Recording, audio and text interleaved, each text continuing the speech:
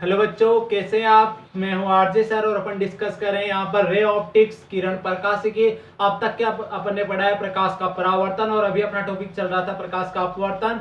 अपवर्तन किसे कहते हैं और अपवर्तन के नियम अपन ने पढ़ लिए हैं। इसके बाद में बात की अपवर्तन से संबंधित घटनाओं की और पूर्ण आंतरिक परावर्तन की। ये दोनों थ्योरेटिकल पॉइंट्स है, तो अपन कुछ मॉडल्स लेकर आएंगे जल्दी ही, और मॉडल से आप लोगों को वीडियो प्रोवाइड करवाएंगे क्योंकि ये कंप्लीट थ्योरी है।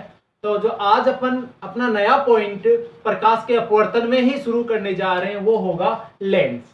आज अपन डिस्कस करेंगे कि लेंस क्या होता है, लेंस कैसा कैसा हो सकता है, लेंस के प्रकार कैसे कितने होते हैं, और लेंस के प्रकारों की परिभाषाएं क्या हैं। तो वन बाय वन करके अपन इन कंटेंट्स को पढ़ेंगे। तो शुरू करते हैं सबसे पहले लेंस के बारे में कि लेंस किसे कहते हैं। तो लेंस क्या था, अपन बात करें कि लेंस की, तो लेंस दो पृष्ठों से मिलकर बना होता है। अब वो पृष्ठ ऐसे भी हो सकती हैं, वो पृष्ठ ऐसे भी हो सकती हैं, ओके, वो पृष्ठ ऐसे भी हो सकती है। ये लो बेटा, वो पृष्ठ कैसे भी हो सकती है। तो यहां पर अपन बात कर रहे हैं कि लेंस की परिभाषा की कि लेंस किसे कहते हैं।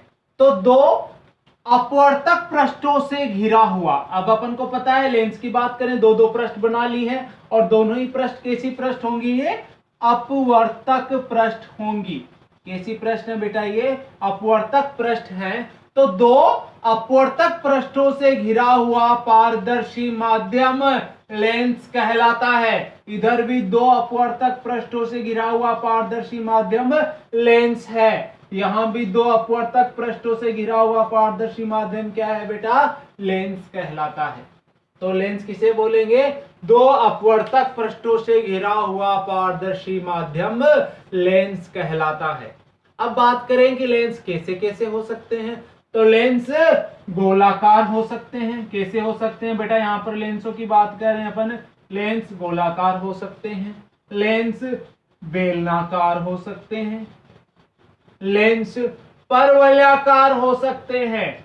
लेंस इनमें से किसी भी प्रकार के हो सकते हैं, वो गोलाकार भी हो सकते हैं, वो बेलनाकार भी हो सकते हैं, और परवलयाकार भी हो सकते हैं। लेकिन अपन जो डिस्कस करेंगे वो लेंस कौन से लेंस होंगे अपने पास में, वो गोलीय लेंसों के बारे में अपन पढ़ेंगे। तो अपने कौन से लेंसों के बारे में डिस्कस करेंगे, गोलीय लेंसों के बारे में डिस्कस करेंगे।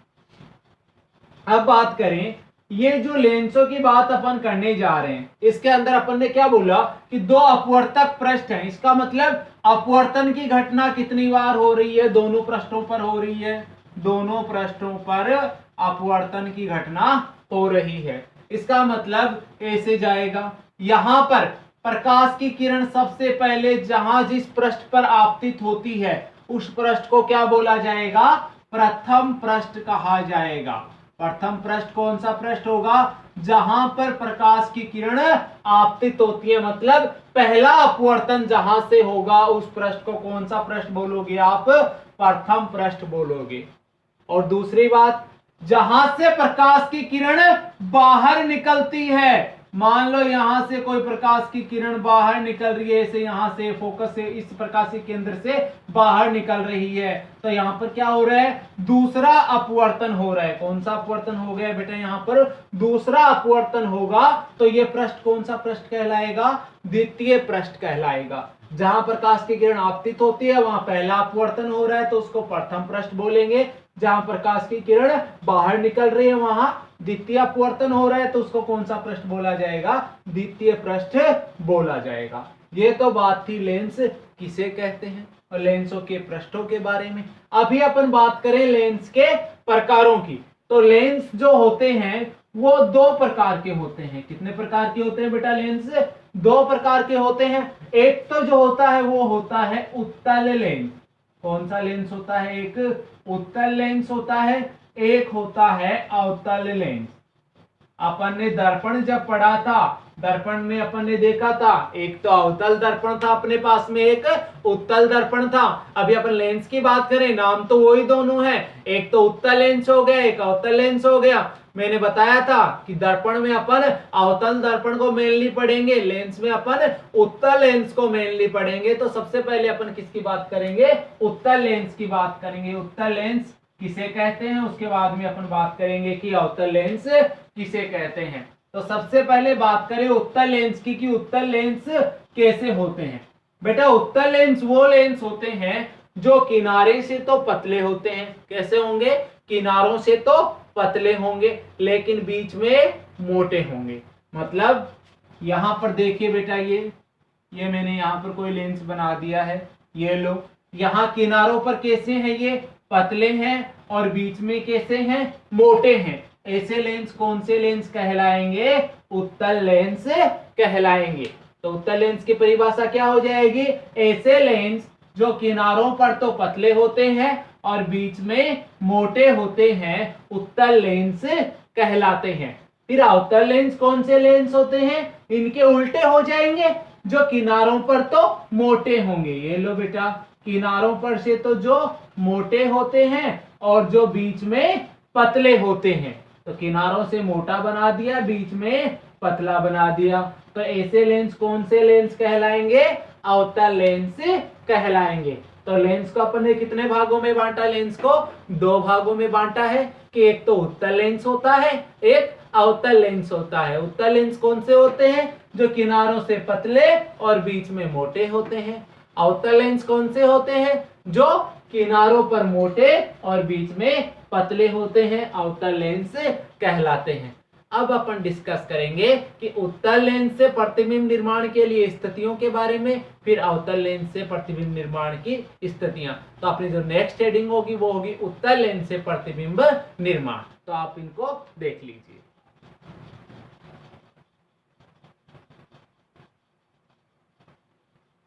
हाँ बच्चों, अपनी हेडिंग है अपने पास में यहाँ पर उत्तल लेंस से प्रतिबिंब निर्माण, कि अपन उत्तल लेंस से प्रतिबिंब का निर्माण करने जा रहे हैं। तो अपने पास में यहाँ क्या क्या रूल अपन काम में लेंगे। तो सबसे पहले अपन रूल्स देखेंगे, उसके बाद में वन बाय वन वो 6 स्थितियां देखेंगे जो अपने अवतल दर्पण के लिए देखी थी। यहाँ पर अपन लेंसेज के लिए देखेंगे और वो कौन सा लेंस होगा, उत्तल लेंस होगा।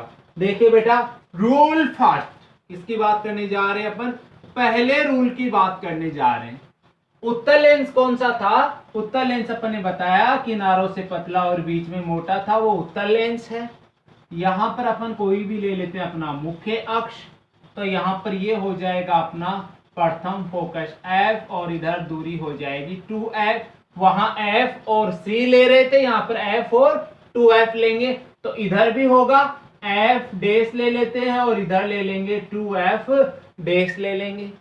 तो यहां पर रूल फर्स्ट क्या बोलता है, अगर कोई प्रकाश की किरण मुख्य अक्ष के समांतर आपतित होती है, ये लो बेटा, मुख्य अक्ष के समांतर आपतित करवा रहे हैं अगर अपन, तो प्रकाशीय केंद्र O होगा यहां पर, उसके जस्ट सामने से, यहां से जस्ट यहां से बेटा, यहां सामने से ही वो क्या हो जाएगी, यहां पर अपवर्तित हो जाएगी और कहां से निकलेगी, फोकस से निकलेगी। और वो फोकस कौन सा फोकस होगा, दूसरा मुख्य फोकस होगा। तो यहां से पहली प्रकाश की किरण अगर मुख्य अक्ष के समांतर जा रही है तो कहां से जाएगी बेटा, वो फोकस से चली जाएगी। कहां से भेज देंगे अपन उसको, फोकस से भेज देंगे।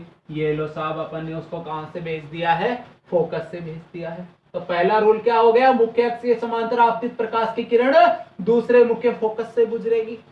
रूल 2, दूसरा नियम क्या है अपने पास में, वो ही अपने पास में क्या होगा, यहां पर उत्तल लेंस होगा, दूसरी रिक्वायरमेंट मुख्य अक्ष होगा, यहां पर 2F है अपने पास में, F है, इधर भी F ले लेते हैं, 2F ले लेते हैं अपन।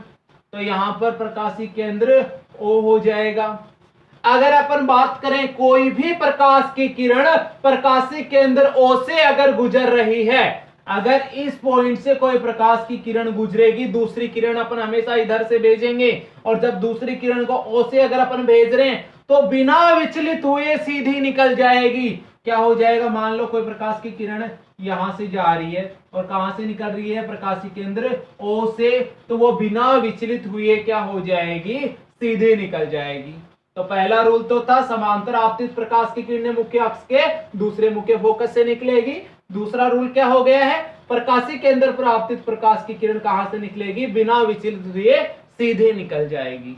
रूल थर्ड, किसकी बात कर रहे हैं बेटा अपन यहां पर, रूल थर्ड की बात कर रहे हैं अपन। वही अपने पास में क्या होगा, वापस से उत्तल लेंस होगा। तो अपन यहां पर एक और उत्तल लेंस बना लेते हैं।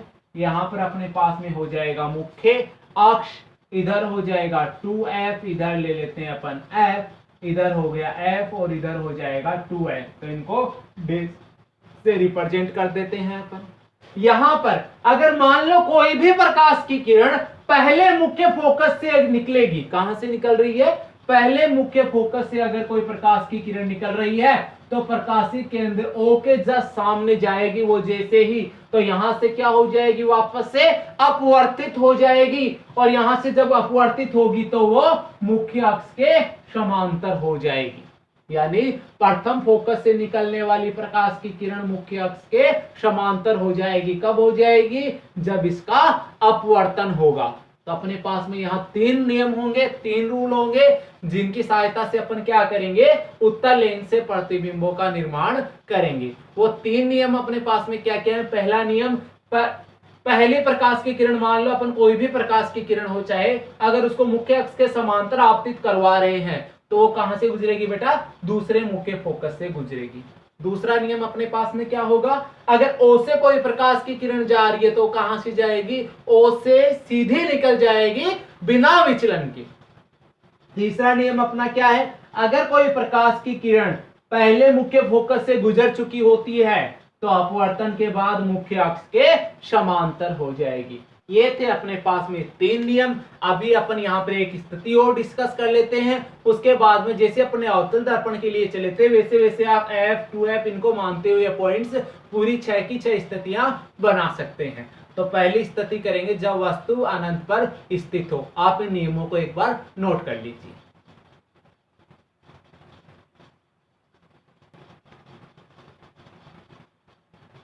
हाँ बच्चों, अपनी जो पहली स्थिति है यहाँ पर वो अपने पास में दी हुई है कि जब वस्तु अनंत पर स्थित हो। अगर कोई वस्तु अनंत पर स्थित है तो उस पर क्या कैसा प्रतिबिंब बनेगा और क्या होगा, तो अपन यहाँ पर डिस्कस करने वाले हैं इसको।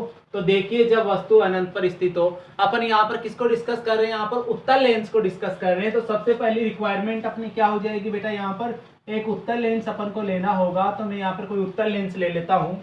फिर दूसरी रिक्वायरमेंट क्या होगी, मुख्य फोकस, ये अपन को मुख्य अक्ष ये बेटा, और ये यहाँ पर अपने पास हो जाएगा मुख्य अक्ष। तो ये अपन ने मुख्य अक्ष यहाँ पर बना लिया है। अब यहाँ पर अपन बना लेते हैं कोई भी बिंदु F बना लेते हैं। मुख्य फोकस प्रथम हो गया, यहाँ पर 2F हो जाएगा, तो इधर F डैश हो जाएगा और 2F डैश हो जाएगा। ये हो जाएगा प्रकाशीय केंद्र O। अब अनंत पर वस्तु रखी है, रखी रहने तो क्या फर्क पड़ता है।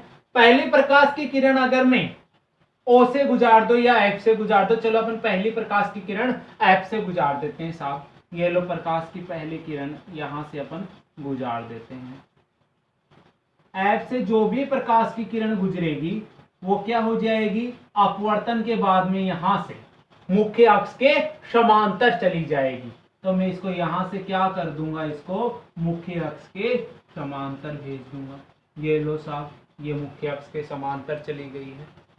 दूसरी प्रकाश की किरण में कहां से गुजारूंगा, इधर प्रकाशीय केंद्र O से। और बेटा प्रकाशीय केंद्र O से जाने वाली प्रकाश की किरण अपन को पता है, आपके पास स्केल्स हैं तो आप एज इट इज डायग्राम बना सकते हो स्केल से। तो यहां से अपन प्रकाशीय केंद्र O से जाने वाली प्रकाश की किरण बिना विचलन के सीधी चली जाएगी। तो अपन इसको बिना विचलन के सीधा निकाल देंगे।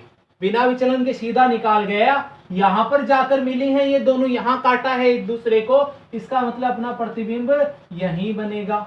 तो प्रतिबिंब आई कहां मिला अपन को, फोकस पर मिला है। मिला है कि नहीं मिला, कैसा मिला अपन को प्रतिबिंब यहां पर, बताइए बेटा।